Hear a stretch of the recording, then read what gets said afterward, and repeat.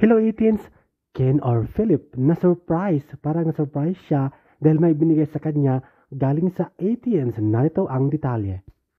Welcome to my channel, my Showbiz Corner. Viewers, supporters, subscribers. Ken, gift ko sa'yo. Drawing ko yan. Maraming salamat. Thank you so much.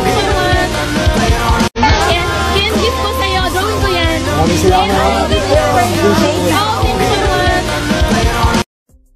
O diba guys, talagang nakaka-touch at napakabait ni ate dahil binigyan niya ng jacket or something like special para kay Ken or Philip.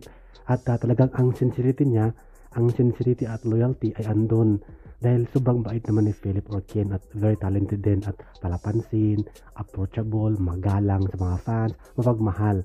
Ito nga, ang kanyang pinaka-latest na kanta, Kanako, ay inaalay niya ng buong puso sa kanyang mga fans, lalo na yung mga 18s na walang sawang sumusuporta sa kanya at ito ay kantahin niya sa kanyang event na aatinan sa Dubai, ang Winter Carnival kasama ang ibang artist.